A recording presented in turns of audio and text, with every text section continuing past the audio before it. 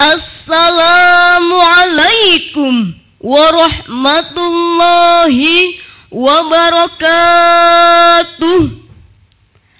Alhamdulillahilladzi aujaba alaina bi ihsani wa ikramil alam wa harrama alaina bil ghuluwati fi dinil Islam. Assalatu wassalamu ala khairil anam wa ala alihi wa ashabihil kiram. Amma ba'du. Dewan Hakim yang kami hormati, hadirin sebangsa dan setanah air yang kami banggakan. Wahid Foundation pada tahun 2016 memaparkan hasil survei nasional tentang potensi intoleransi dan radikalisme sosial keagamaan di kalangan Muslim Indonesia. Survei membuktikan sebanyak 72% Muslim Indonesia menolak tindakan radikal. Sekitar 7,7% Muslim Indonesia bersedia melakukan tindakan radikal. Dan sekitar 0,4% Muslim Indonesia pernah terlibat tindakan radikal. Sayang, 1000 sayang hadirin, di negara kita masih banyak umat yang terindikasi ekstremis, radikalis, bahkan teroris. Padahal paham-paham tersebut bukan merupakan ajaran Islam yang moderat, melainkan doktrin dari pihak-pihak yang berkepentingan secara sosial, politik, dan ekonomi dengan menggunakan isu-isu agama secara berlebihan. Pemahaman ini dalam istilah agama disebut ghulu, yaitu sikap berlebihan dalam beragama sehingga melampaui batas-batasnya. Demikian penjelasan Ibnu Hajar al-Asqalani dalam kitabnya yang masyhur Fathul Bari jilid 13 halaman 278. Lalu timbul pertanyaan, bagaimana solusi menumbuhkan sikap moderat di tengah-tengah kebinekaan di Republik tercinta ini? Sebagai jawabannya, moderasi beragama dalam bingkai Bhinneka Tunggal Ika adalah tema yang akan kami uraikan pada kesempatan ini dengan landasan Quran Surah Al-Mumtahanah ayat 8. A'udzubillahi minasyaitonirrajim.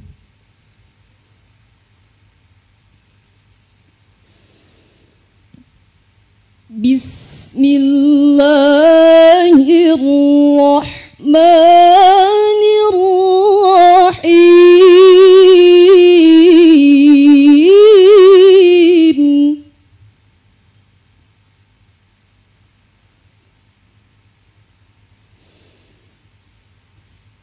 La yanhaakumullahu 'anil ladzina lam yuqatilukum fid dini wa lam yukhrijukum min diyarikum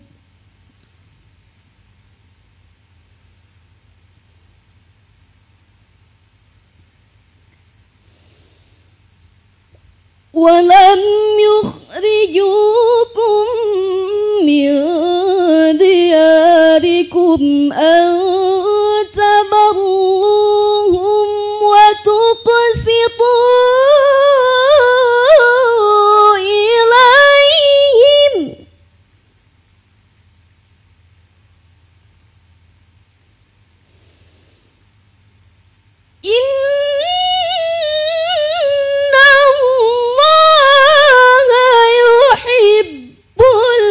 muqsitin.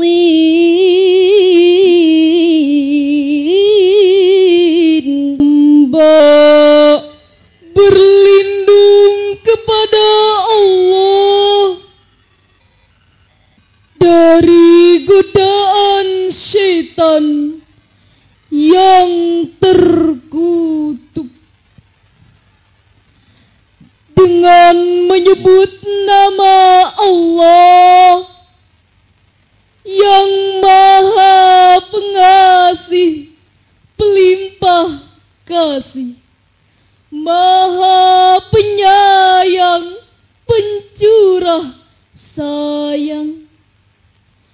Allah tidak melarang kamu untuk berbuat baik dan berlaku adil terhadap orang-orang yang tiada memerangimu karena agama, dan tidak pula mengusir kamu dari negerimu. Sungguh Allah menyukai orang-orang yang berlaku adil. Hadirin yang kami hormati, firman Allah tadi menjelaskan tentang moderasi beragama secara tekstual. Ayat tadi berkenaan dengan kisah Al-Asma, putri Abu Bakar Asy-Syiddiq yang didatangi ibunya Sayyidatina Qatilah yang saat itu belum beragama Islam. Al-Asma pun bertanya kepada baginda Rasul, "Ya Rasulullah, bolehkah hamba berbuat baik dan menerima pemberian bunda Qatilah yang tidak seagama?" Rasulullah sallallahu alaihi wasallam menjawab, "Boleh, wahai Al-Asma binti Abu Bakar." Sikap Rasulullah ini dibenarkan oleh Allah Subhanahu wa taala dengan diturunkannya Quran surah Al-Mumtahanah ayat 8 sebagaimana diriwayatkan dari Ahmad dan Al-Hakim yang bersumber dari Abdullah bin Zubair. Imam Ibnu Katsir dalam tafsir Al-Qur'anil Azim menjelaskan, "Aila yanhakum 'anil ihsani ilal kafaratil ladzina la yuqatilunakum fid din." Allah tidak melarang berbuat baik terhadap orang kafir yang tidak memerangimu dalam agama. Dengan demikian, dalam konteks kebangsaan dengan berbagai kebinekaan yang ada, termasuk beda agama, berdasarkan prinsip moderasi beragama, tidak dibenarkan menutup ruang ukhuwah hanya karena beda rumah ibadah. Tidak dibenarkan menutup ruang kerjasama hanya karena beda agama, apalagi saling menghina. Setuju hadirin? Kini saatnya kita sebagai bangsa menatap masa depan dengan mau bergandeng tangan. Mengapa demikian hadirin? Karena sikap menutup diri dan tidak bertoleransi hanya akan merugikan bangsa sendiri. Demikian pula dengan sikap radikal dan tindakan brutal hanya akan menjadikan bangsa kita semakin tertinggal. Sebagai contoh kelam, ada banyak kasus yang terjadi dengan mengatasnamakan agama. Serangkaian kasus bom bunuh diri dari tahun ke tahun bagaikan rutinitas. Bom bunuh diri mengguncang 3 gereja di Surabaya pada tahun 2018. Polrestabes Medan terguncang ledakan bom November 2019. Kasus terakhir 28 Maret 2021, Gereja Katedral Makassar diserang teroris brutal dan beringas. Ini jelas hadirin tidak mencerminkan sikap seorang moderat berwatak cerdas, tapi sikap penjahat yang tidak waras, bermental keras, bahkan berwatak beringas. Naudzubillahi min dzalik. Timbul pertanyaan, apa yang harus kita lakukan agar kerukunan umat beragama tetap terawat dan kebinekaan di negeri kita tetap terjaga? Sebagai jawabannya, mari kita renungkan firman Allah dalam Al-Quran surah Al-An'am ayat 108. وَلَا تَسُبُّوا الَّذِينَ يَدْعُونَ مِن دُونِ اللَّهِ فَيَسُبُّوا اللَّهَ عَدْوًا بِغَيْرِ عِلْمٍ.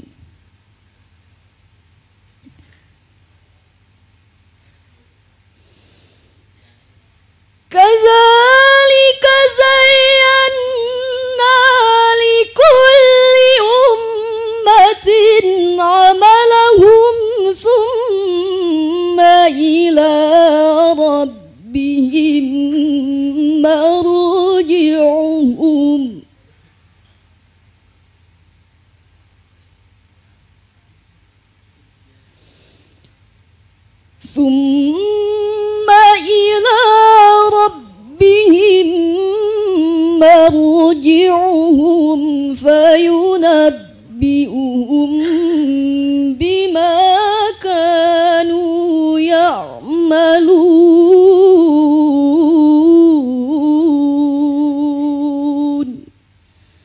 Sadaqallahul azim. Dan janganlah kamu memaki sesembahan mereka sembah selain Allah, karena kelak mereka akan memaki Allah dengan melampaui batas tanpa pengetahuan. Demikianlah kami jadikan setiap umat menganggap baik pekerjaan mereka. Kemudian kepada Tuhan merekalah kembali mereka. Lalu Dia memberitakan kepada mereka apa yang dahulu mereka kerjakan. Maha benar Allah dan Maha Agung dengan segala firman-Nya. Hadirin sebangsa dan setanah air yang kami hormati, Khalid Abdurrahman Al-Aki dalam Syafwatul Bayan Lima'anil Quran menjelaskan, aila tasubbu ilahatal musyrikin wa asnamahum. Janganlah kamu menghina sesembahan kaum musyrik dan berhala-berhala mereka. Dengan demikian, firman Allah tadi mengajarkan kepada kita agar jangan menghina, melecehkan, bahkan memerangi ajaran agama lain. Biarkanlah jemaat Kristiani mengamalkan ajaran cinta kasih Isa Al-Masih. Silahkan umat Hindu mengamalkan Veda Vedanta Resi Agatya. Monggo kaum Buddha menjalankan ajaran Dharma Siddhartha Gautama. Hal ini diperjelas dalam sebuah hadis. Man adza dhimmiyan faqad adzani. Barang siapa yang menyakiti kafir zimmi, maka ia telah menyakitiku. Ini membuktikan bahwa Islam bukanlah agama sinis. Islam tidak mengajarkan perilaku sadis, dan Islam bukanlah ajaran teroris, tapi Islam adalah agama yang harmonis. Setuju? Oleh sebab itu, moderasi beragama merupakan solusi dalam merawat kebinekaan di negeri kita, mengubah wajah Islam yang radikal menjadi lebih masuk akal, mengubah wajah Islam yang eksklusif menjadi lebih inklusif, dan mengubah wajah Islam yang dipandang teroris menjadi lebih humanis. Alhamdulillah, jika sikap ini ditumbuh kembangkan, moderasi beragama akan menjadi landasan pembangunan. Dengan demikian, dari uraian ini dapat kita tarik benang merahnya bahwa Indonesia merupakan kebinekaan yang sangat tinggi. Jika saling menutup diri dan tidak bertoleransi akan menimbulkan disintegrasi. Namun, jika saling bertoleransi dan saling berkomunikasi sebagai implementasi sikap moderasi, segala perbedaan akan menjadi harmoni, sehingga Indonesia akan menjadi bangsa yang madani. Amin ya rabbal alamin. Sekian dan demikian kami akhiri dengan sebuah pantun. Yogyakarta indah nan menawan, kota pelajar dengan sejuta kenangan, membangun harmoni dalam kebinekaan. Moderasi beragama menjadi landasan. Wassalamualaikum warahmatullahi warahmatullahi wabarakatuh.